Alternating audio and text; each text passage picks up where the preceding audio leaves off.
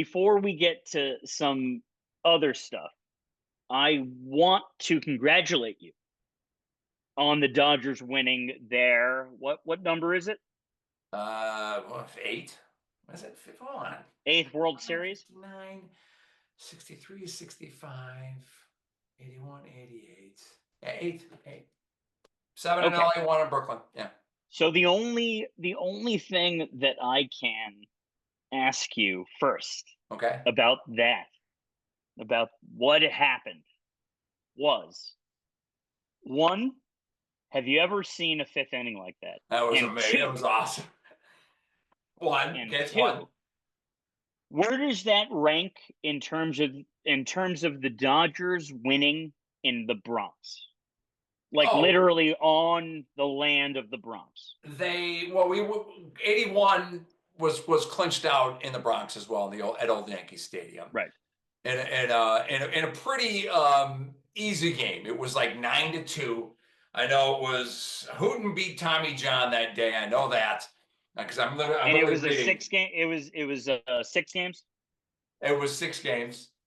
I'm literally reading Ron Say's book. I just picked this. Ready for this? And we'll bring this around.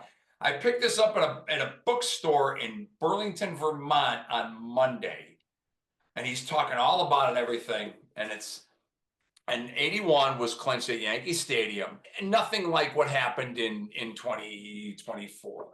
I mean, and it was real funny because here's where I was going with that story. I'm walking around with my wife. We're killing time waiting for a flight. A woman goes in the back and is talking about New Year's Eve and someone dropping the ball, and I'm like, wait a minute.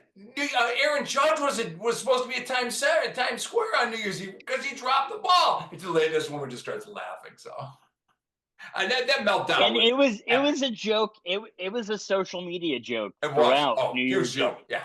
Yep. Huge Yep. joke. It's like if you Yeah. time it right, if you Yeah. start at this point right before New Year's Eve. Exactly.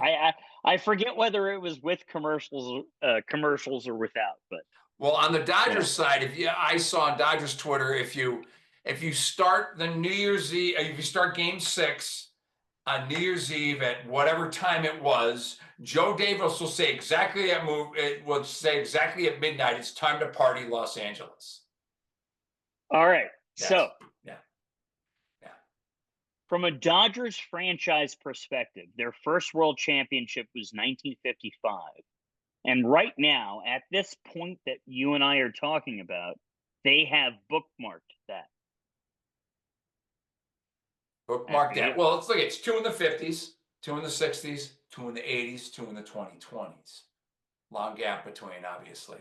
Yeah. So, and obviously, we all know we've talked about this before in Brooklyn. It was always this close, 47, losing Game 7 at Yankee Stadium, which my mother was at that game.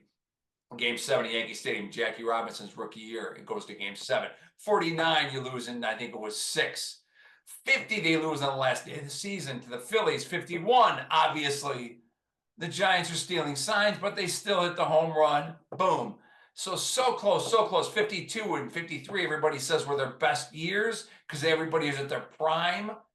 Still can't get over the hump. 54, they falter because it's Walter Alston's first year. 55, everybody's past their prime. They still do it. And all of a sudden, 2 years later, they're gone. Tragedy. So 59, I'll let you, other than the fact that we're talking about, I've never shied away from the fact that Walter O'Malley is the most fascinating character in all of this. And we don't start with him, but we end with him. You end with him. Exactly. Yeah. 1937 to 1957, plus 62. Plus 63. Exactly. And like I said, 60, reading your you have scripts. because you have 1960, like we're talking about.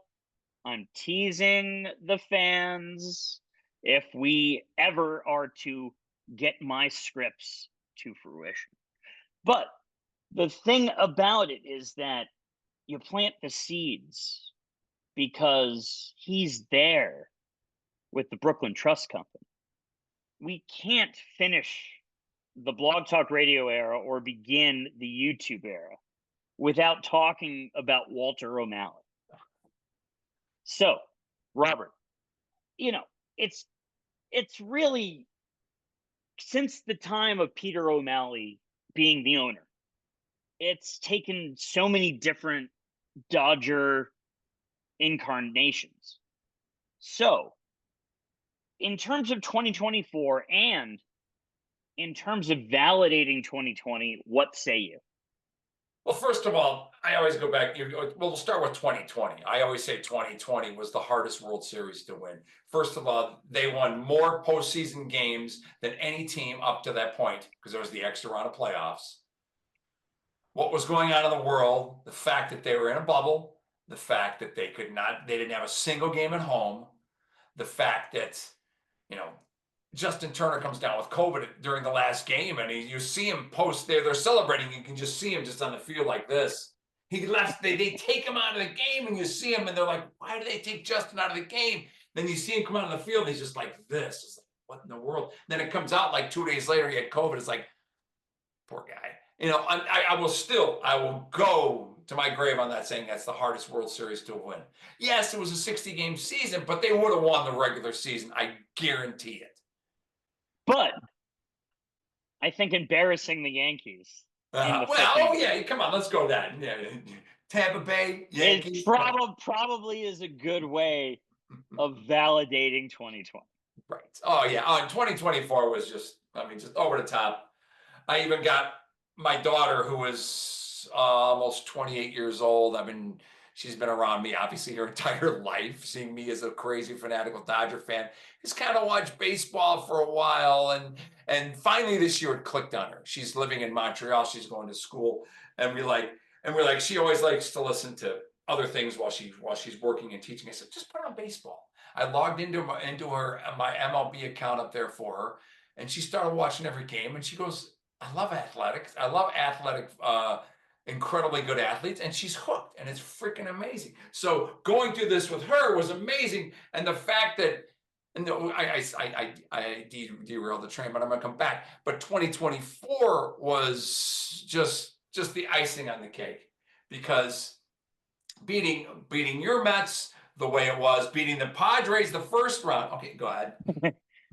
I was just gonna say I hadn't even mentioned that yet. Right?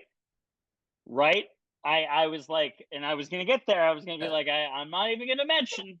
Yeah. But I still think we could have beat you. However, I think the 2 games validates that we were better against you. That we were a better opponent.